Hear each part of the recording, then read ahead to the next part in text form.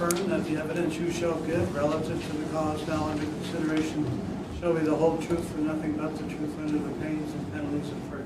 I do. Thank you.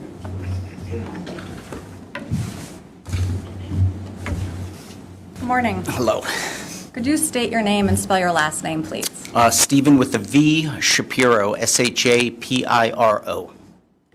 How are you employed? Currently, I'm self-employed. What do you do as a self-employed individual? Mostly I do autopsy still. In the past, have you worked as a medical examiner in Vermont? I have. When?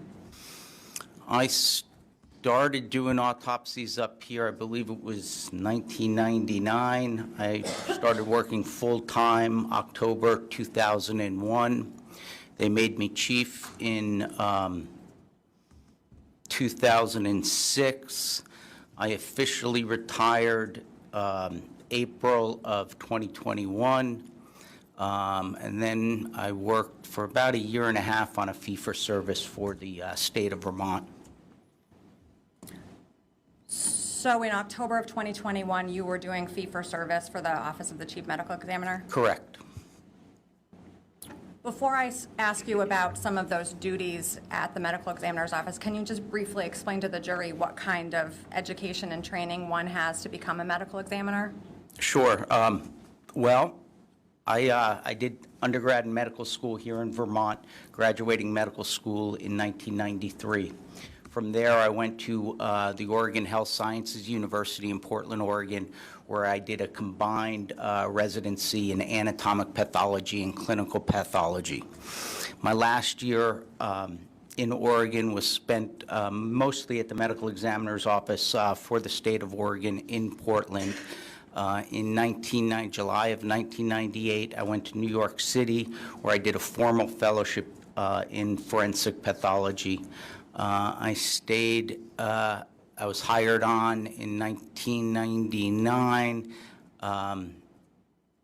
as a full-time city medical examiner. I was mostly stationed in the Bronx County office.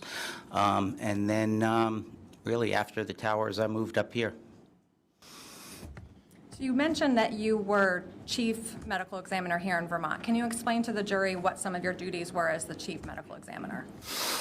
Well, the Office of Chief Medical Examiner is essentially a government agency. We sit under the Department of Health. All what we do is derived by statute. It's VSA 5205. Essentially, we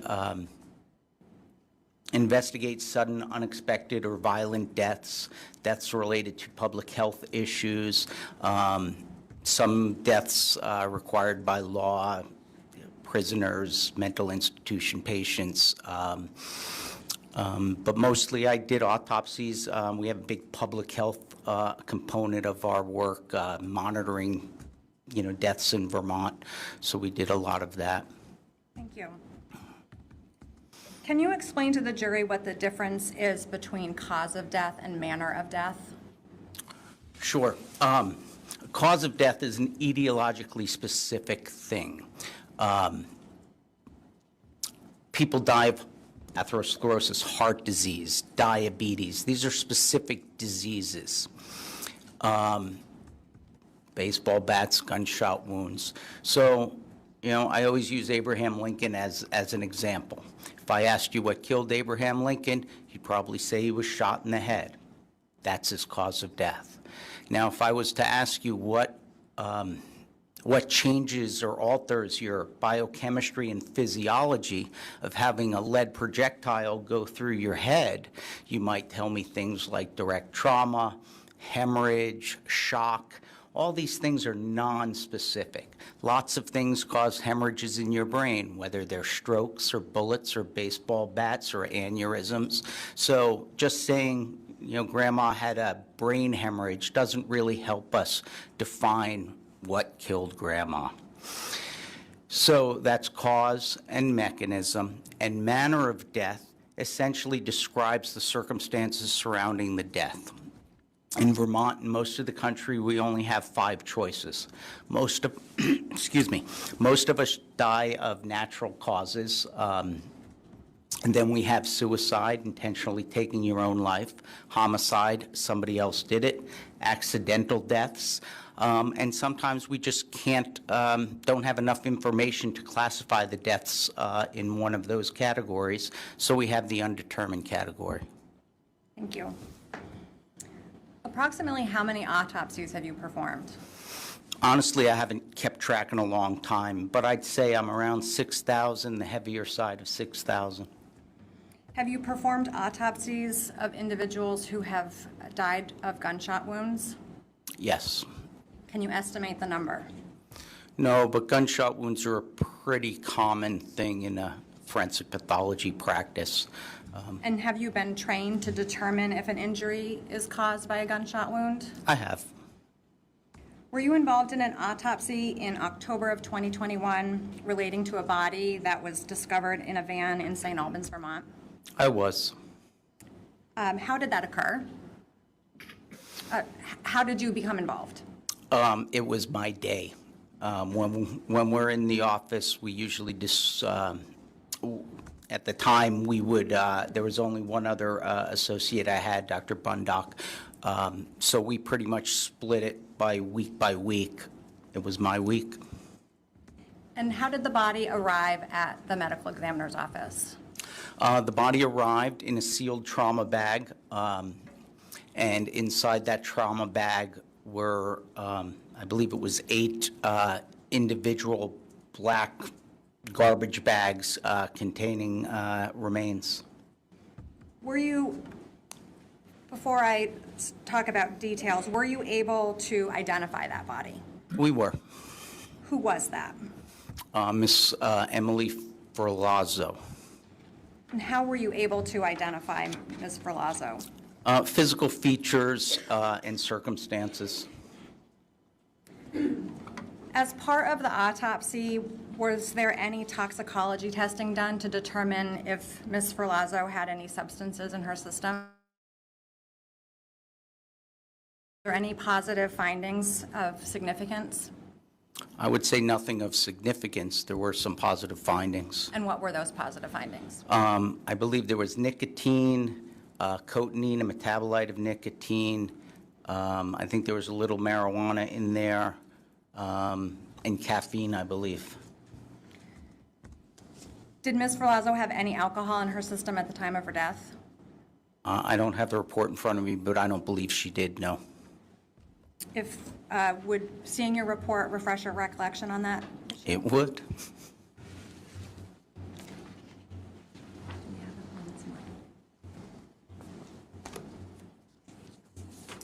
So I'm showing you what's been marked as 113. Let me know if that refreshes your recollection.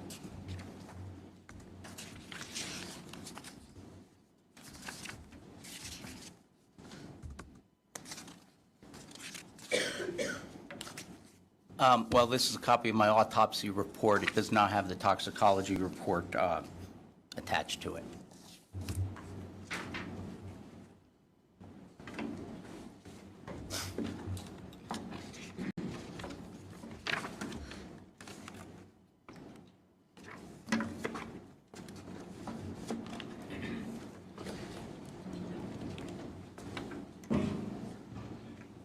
I apologize.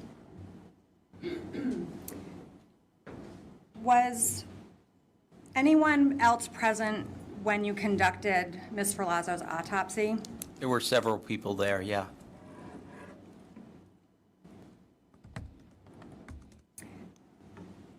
At the start of your autopsy, did you do anything with the 8 garbage bags before you opened them?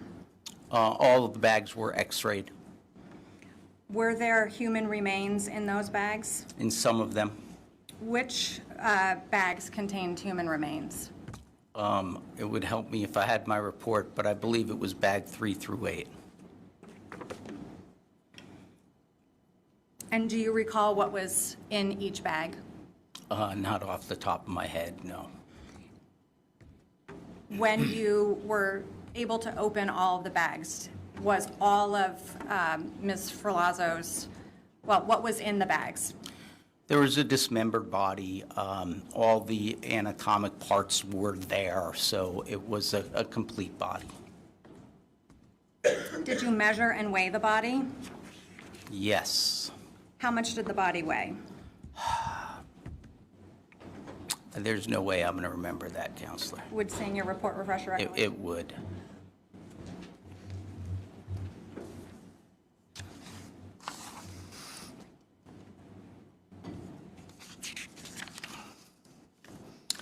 So the combined weight of all the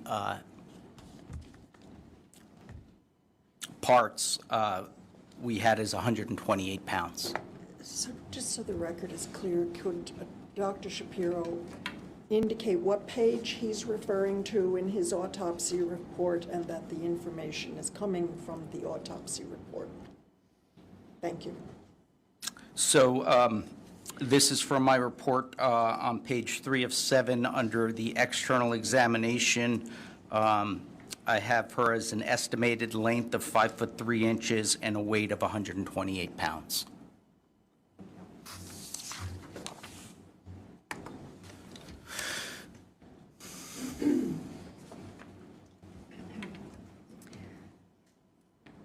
Upon inspection of the body, did you observe fatal injuries? I did. Can you describe those injuries? Ms. Ferlazzo had 2 gunshot wounds to her head. The entrances were on the left side, the exits on the right side. She also had multiple post-mortem, after death, stab wounds.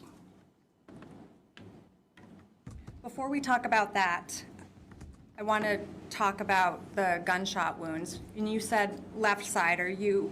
Is that Ms. Ferlazzo's left side of her head? It would be, and if I could have my report up here, it would make me more comfortable with this stuff. Thank you.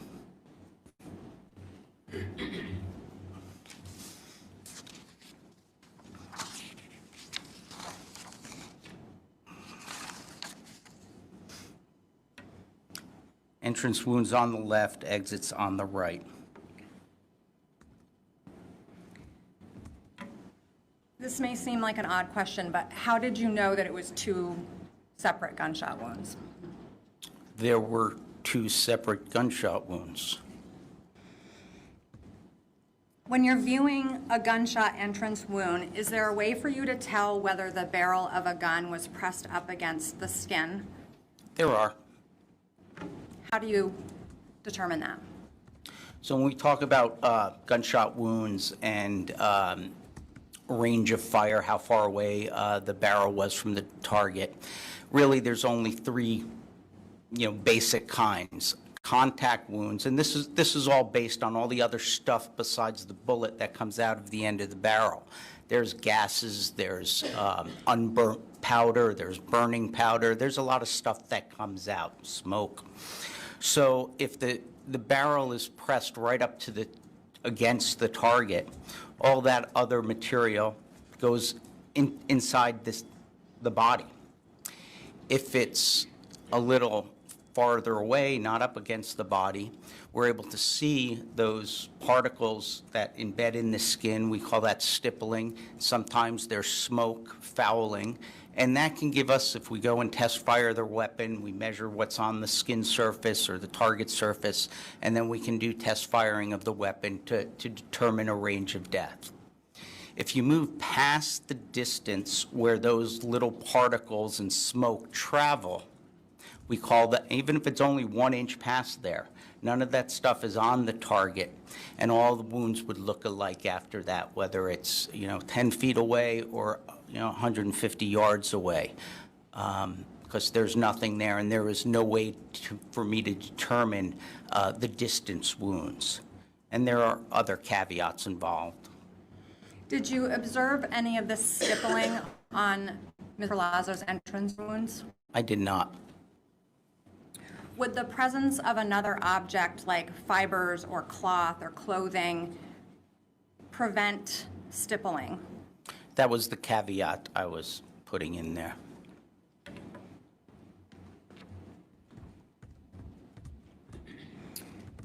When you're viewing a gunshot exit wound, are there differences in how that appears during autopsy depending on whether the person's skin is up against an object? There are. And can you explain to the jury what that looks like? So when a bullet's fired, it's spinning along like a football, a nice spiral pass. As soon as that bullet hits something, it begins to yaw or tumble. So if it'll go in with that nice spiral, it will make a nice round hole.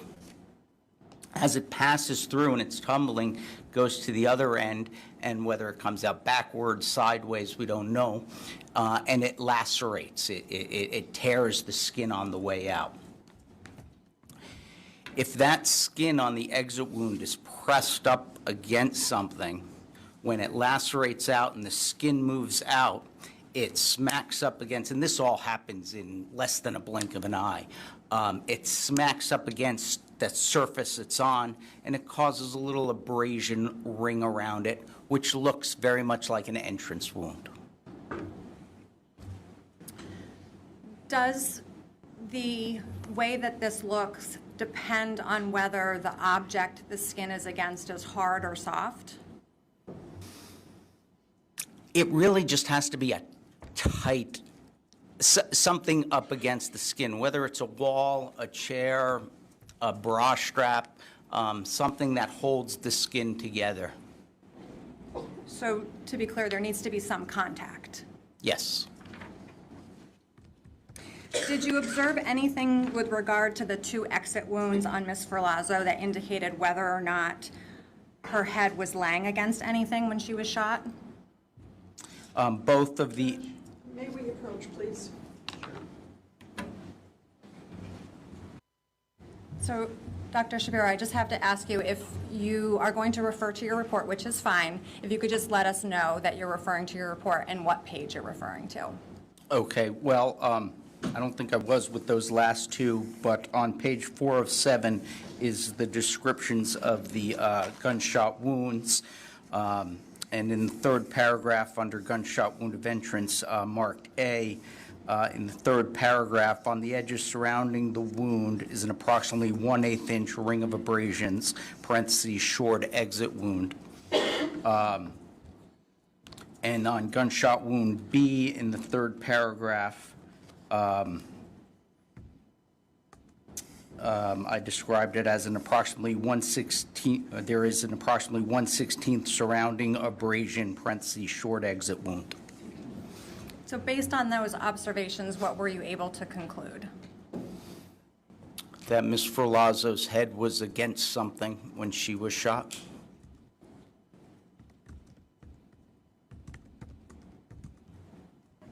Were you able to determine a manner of death for Miss Ferlazzo? It was. And what was that? It was a homicide. What is the definition of homicide in an autopsy? Really, it's a medical definition, but it's really death at the hands of another. Were the injuries from the 2 gunshots the sole cause of Miss Ferlazzo's death? Yes.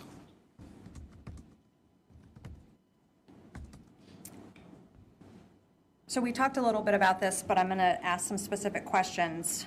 In addition to the 2 gunshot wounds, you also indicated that Miss Ferlazzo's body had additional injuries.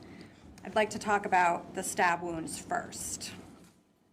How many stab wounds were on Miss Ferlazzo's body? There was a total of 18 separate stab wounds.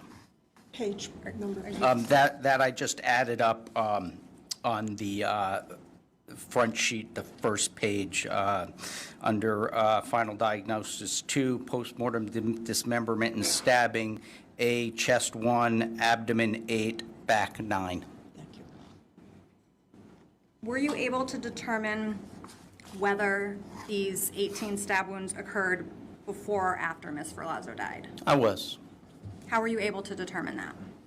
So when you stab somebody or wound somebody in any way, You disrupt the small vessels, the microvasculature. Well, sometimes you disrupt big vessels too, but there's bleeding involved. The bleeding is really a result of having blood pressure. Your heart's beating, your vessels are all having a liquid under pressure.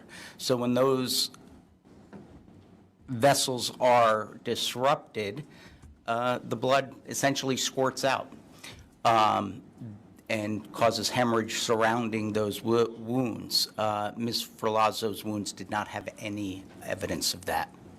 Vital reaction is what we call it. Are you able to determine how long after she died those stab wounds were inflicted? No. Were you able to determine what type of instrument was used to inflict those stab wounds? The stab wounds,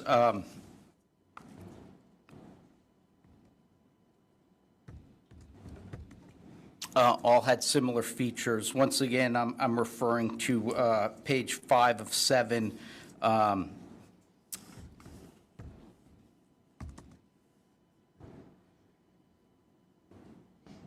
The stab wound of the chest had a blunted edge and a sharp edge. The stab wounds of the abdomen all had sharp edges and blunt edges, and so did the stab wounds of the back. Essentially what this is a single-edged blade. If you take a blade, one side is flat and the other side is sharp. Pretty much any knife is like that, or most single-edged knives are like that. So when it goes into the skin, you'd see there's a blunt side and a pointy, sharp side of the wound. When examining a wound on someone's body, is it possible to determine whether it's a slice wound or a stab wound? Yes. And how does a medical examiner make that distinction? So essentially, by definition, these are what we fall under sharp force or cutting injuries. Incised wounds or slices are longer on the skin surface than they are deep. Stab wounds are deeper than they are long. And in a lot of situations, there's lots of overlap. And in this case, were these incised wounds or stabbed wounds? These were all stab wounds.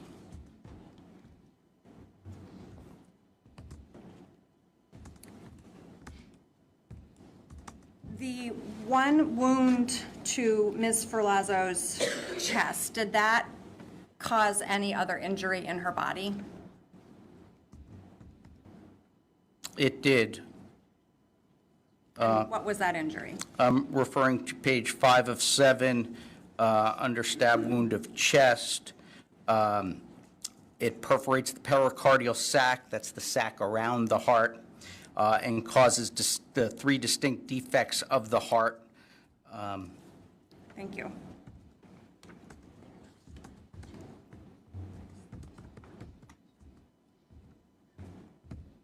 Can you generally explain to the jury where the stab wounds were located on Ms. Ferlazzo's abdomen? I guess to clarify, were they scattered or were they linear?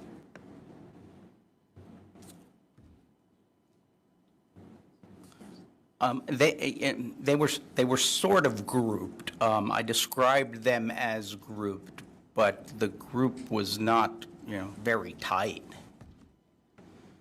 And what about on her back? The same thing.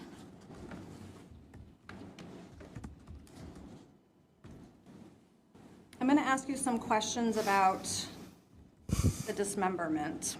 How many pieces was Ms. Ferlazzo's body in? You can make me count. Page number, please. Yep. So in bag number 3, this is on page 2 of 7, there was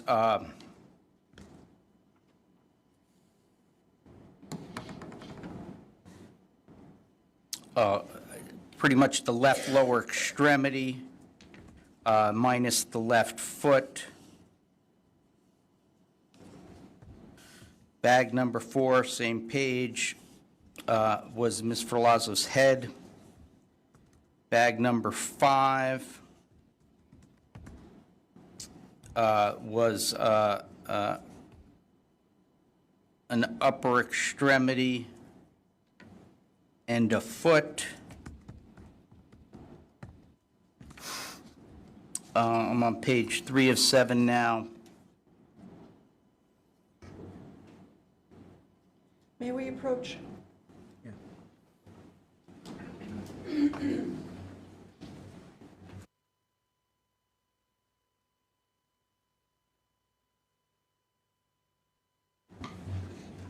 can continue. Just to answer the question, there were 8 parts.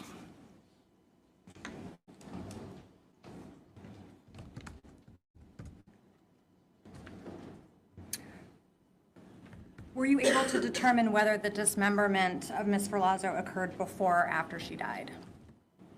Yes. And what was the conclusion you reached? This was post-mortem after death dismemberment. Again, were you able to determine how long after she died that this dismemberment occurred? No.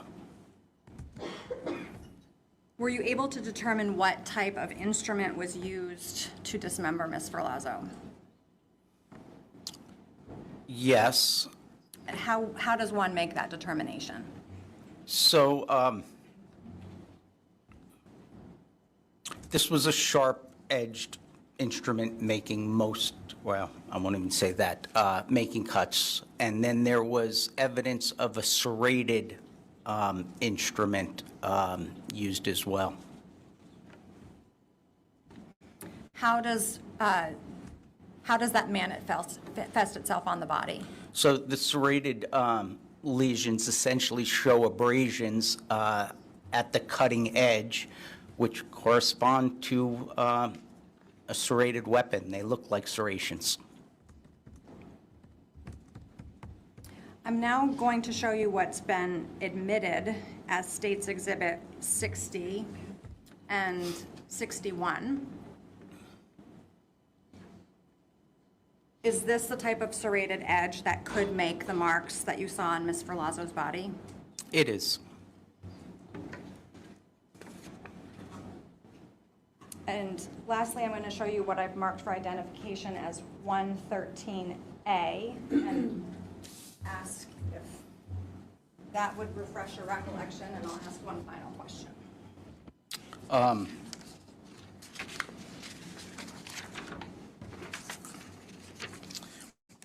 It does. 113A is a 4-page copy of the toxicology report from National Medical Services, NMS Labs, which is the company we use for a reference lab at the office. And does that refresh your recollection on whether Ms. Ferlazzo had any alcohol in her system at the time of her death?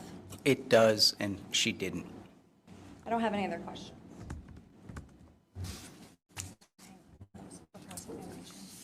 Ms. Jantz, any cross-examination? Yes, thank you, Judge. Good morning, Dr. Shapiro. Hello. So you testified this morning that that the postmortem injuries, you could not estimate how long after death these injuries may have been inflicted, right? That's correct.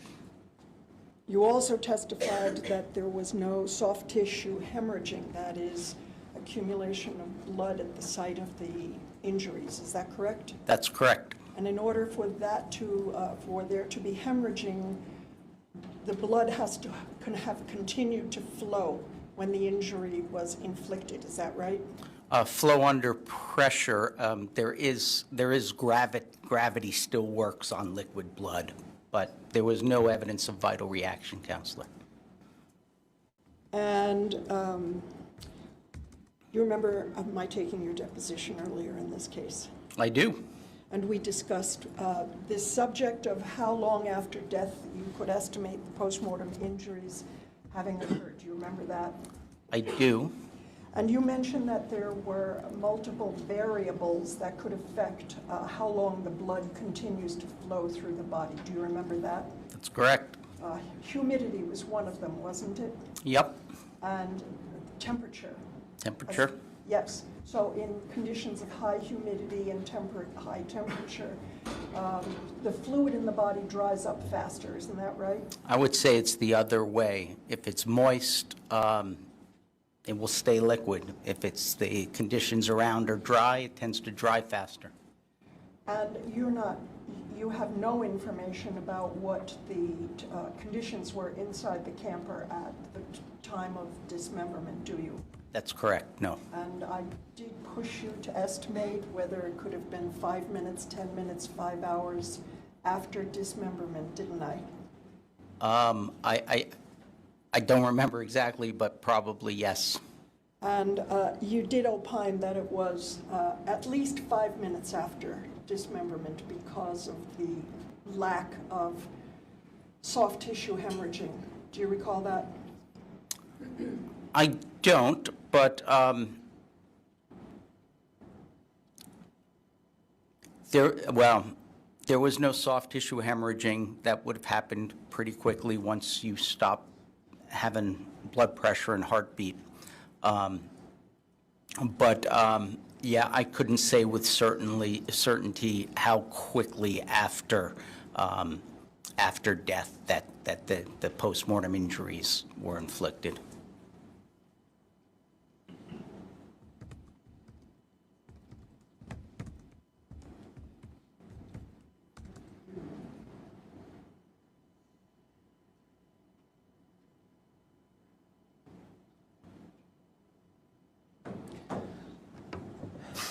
Could you tell from the autopsy that you conducted whether the stab wounds were inflicted prior to the dismemberment? I could not tell that. So you couldn't tell what happened first? That's correct. So I'm just looking through your deposition testimony. And so, as you sit here today, do you disagree that it could have been 5 minutes after death that these injuries may have been inflicted? Could be, yes. Okay. I have nothing else, thank you.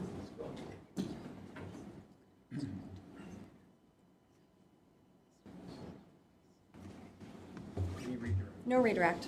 Thank you, Doctor. Thank you.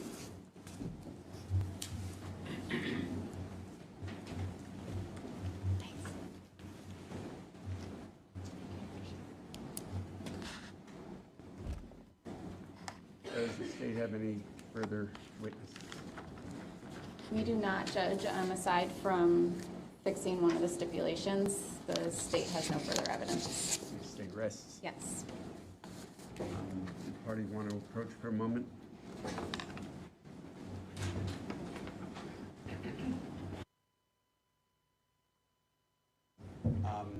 So take about a 10, 15-minute break and then we'll continue.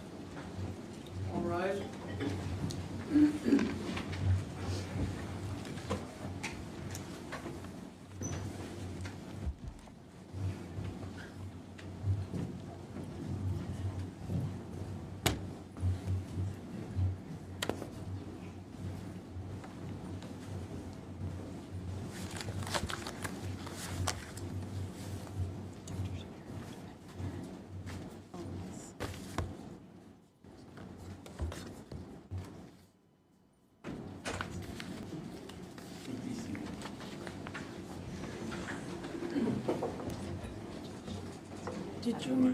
Did you mean that I would make my motion now, or that we would have a break before the motion?